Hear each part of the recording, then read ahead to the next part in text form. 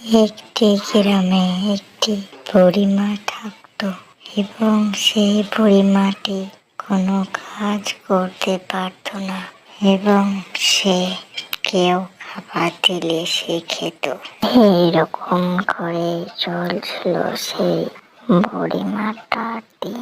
হঠাৎ একদিন সেই গ্রামে সংকেত নেমে এলো, সেখানে কোনো সবজিও হচ্ছিল না এবং গ্রামে গাছপালা শুকিয়ে যাচ্ছিল। পশু পাখি কেউ খাবার পেছিল না। মানুষের খাবারের সংকেত নেমে এলো।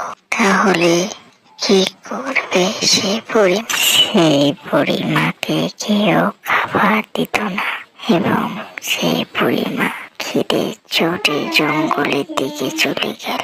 জঙ্গলের দিকে যেতে যেতে সেই বুড়িমা ক্লান্ত হয়ে গেল এবং একটি জায়গায় বসেছে। তখনই একটি ডাইনি একটি টুনিকে ধরে খাচ্ছিল।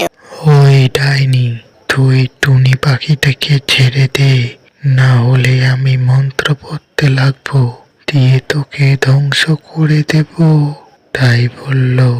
তক্ষুনি ডাইনিটি ভয়ে সেখান থেকে পালিয়ে গেল। এই টুনি পাখিটি একটি পরী ছিল। দিয়ে সে পরীটি বলছে, তোমায় অনেক অনেক ধন্যবাদ, তুমি আজ আমার জীবন বাঁচালে। ওই ডাইনিটি আমাকে শেষ করে ফেলতো, তোমার জন্যই আমি বেঁচে উঠেছি। তোমাকে আমি একটি উপহার দিতে চাই, তুমি কি নেবে বলো? আমাকে তুমি উপহার দিতে চাও? তাহলে আমার গ্রামের মানুষ সুখে নেই, সবারই মনে সুখ এনে দাও।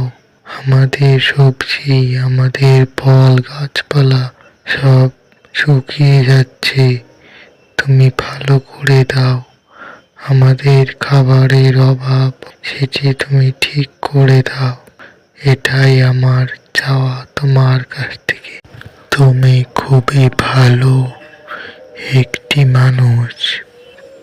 ঠিক আছে, আমি তোমার গ্রামের সব কিছু ঠিক করে দেব, কিন্তু এটি তো তোমার জন্য না, এটি তুমি তো অন্য কারোর জন্য চাইলে।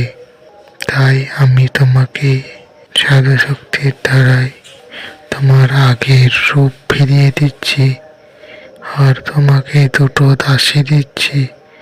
সেই দাসীগুলো তোমার যত্ন নেবে।